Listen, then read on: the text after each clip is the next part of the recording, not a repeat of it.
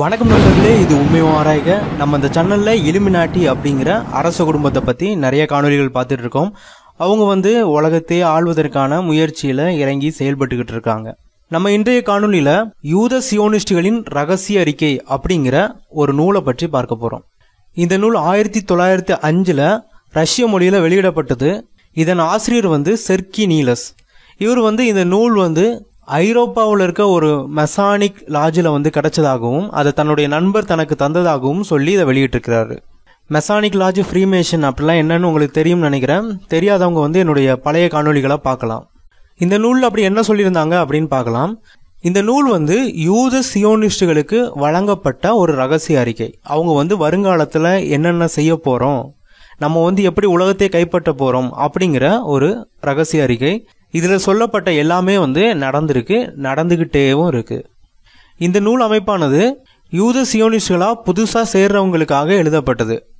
அவங்களுக்கு தங்களுடைய திட்டங்களை விளக்குறதுக்காக எழுதப்பட்ட நூல் இது. இந்த நூலில் முடியாட்சியான அரசர்களுடைய ஆட்சியை எப்படி அழிக்கிறது அப்படிங்கிறதுல தொடங்கி, அதுக்கப்புறம் குடியரசு உருவாகிறது, அதுக்கப்புறம் கடைசியில் உலகம் முழுக்கையும் ஒரே நாடாக மாற்றி அதை எப்படி ஆள்றது அப்படிங்கிறது வரைக்கும் தகவல்கள் இடம்பெறுது. அவங்களுடைய திட்டத்துப்படி அவங்க முடியரசை அழிச்சிட்டாங்க, குடியரசையும் உருவாக்கிட்டாங்க. இன்னமும் அவங்களுடைய திட்டம் தொடர்ந்து போய்கிட்டே இருக்கு. இப்போ நம்ம யூதர்களை பற்றி புரிஞ்சுக்கிட்டாகணும். யூதர்கள் தங்களை உயர்ந்த இனமாக நினைப்பவர்கள்.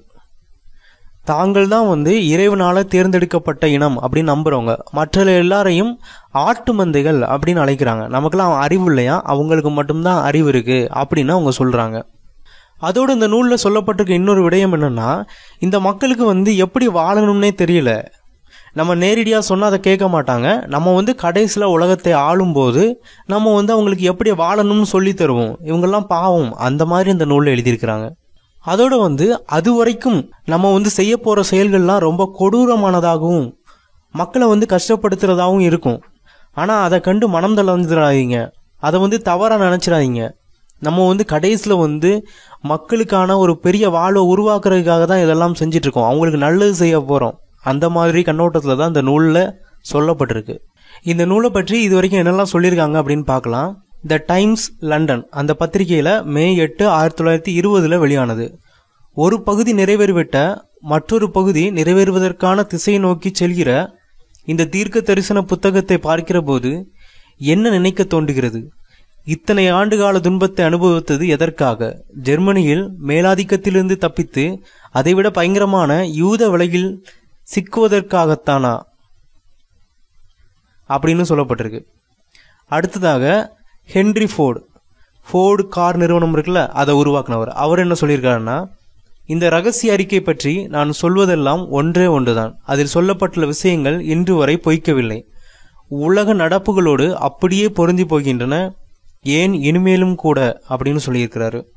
உலக புகழ்பெற்ற ஒரு எழுத்தாளர், இவர் ஒரு யூதர், ஹென்றி மார்கோவ். இவர் என்ன சொல்லியிருக்காருன்னா, யூதர்களின் சிறு கும்பல் செய்யும் தவறுக்காக ஒட்டுமொத்த இனத்தையும் சாடக்கூடாது. அதே சமயம் சியோனிஸ்டுகளின் சதி திட்டம் உண்மை என்று கூறுவது யூத வெறுப்பு ஆகாது. அப்படி யூத வெறுப்பு என்று பெயரிட்டு அழைத்தால் அது இந்த ரகசிய அறிக்கை சொல்லப்பட்டுள்ள சதித்திட்டத்தின் மீதான கவனத்திலிருந்து திசை திருப்ப செய்யப்படும் தந்திரமாகும். அடுத்ததா கன்னடிய நாடாளுமன்ற உறுப்பினர் நார்மன் ஜாக்கல் அவர் என்ன சொல்றாருன்னா, இந்த ரகசிய அறிக்கையை வாசிக்கிற எந்த ஒரு பகுத்தறிவுள்ள மனிதனும் இதில் சொல்லப்பட்டிருக்க விஷயங்கள் உண்மையல்ல அப்படின்னு புறந்தள்ள முடியாது. இந்த புத்தகம் தங்களால் எழுதப்படலை அப்படின்னு சொல்றதை விட்டுட்டு யூதர்கள் இதில் எழுதப்பட்டுள்ள கொள்கைகளுக்கு எதிராக குரல் கொடுக்கணும் அப்படின்னு சொல்லியிருக்கிறாரு. இப்போ இந்த புத்தகத்தை பற்றிய என்னுடைய கருத்தை நான் சொல்லிடுறேன். யூத சியோனிஸ்டுகள் அப்படிங்கிறவங்க எல்லா யூதர்களையும் குறிக்க மாட்டாங்க. யூத சியோனிஸ்ட் அப்படிங்கிறது ஒரு அமைப்பு. அதில் யாரெல்லாம் சேர்ந்துருக்காங்களோ அவங்க தான் யூத சியோனிஸ்டுகள். அவங்களுக்காக உருவாக்கப்பட்ட ஒரு ரகசிய அறிக்கை தான் இது. அதாவது உலகத்தை எப்படி நமது கட்டுப்பாடுகளை கொண்டு வரலாம் அப்படிங்கிறதுக்காக உருவாக்கப்பட்டது. ஆனாலும் இந்த நூலில் இவங்க என்ன சொல்கிறாங்கன்னா, தாங்கள் நல்லதுக்காக தான் செய்கிறோம், உலக மக்களுடைய நன்மைக்காக இதை செஞ்சிட்ருக்கோம் அப்படின்லாம் கடைசியில் பிட்டு போட்டிருக்கிறாங்க. நான் என்ன நினைக்கிறேன்னா, இந்த நூல் வெறும் யூத சியோனிஸ்டுகளுக்காக உருவாக்கப்பட்ட திட்டம். அதாவது அரச குடும்பம் இவ்வளவு காலமாக யூத சியோனிஸ்டுகளை தங்களுடைய திட்டத்தை வந்து செயல்படுத்துறதுக்காக பயன்படுத்தி இருக்கிறாங்க. அதில் பலர் வந்து இதை வந்து நல்லதுன்னு கருதியும் இதை செஞ்சுருக்கிறாங்க.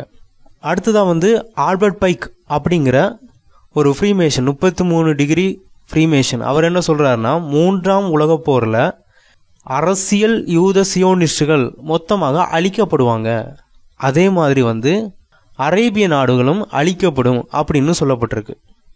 அதாவது யூத சியோனிஸ்டுகளுடைய கதை 3ஆம் உலகப் போரோட முடிந்தது.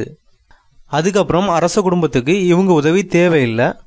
ஒருவேளை வந்து வேற யாரையாவது இதுக்கு பயன்படுத்தலாம், இனிமே அவங்க செய்ய போகிற திட்டங்களுக்கெல்லாம். அதெல்லாம் பொறுத்திருந்து தான் பார்க்க முடியும்.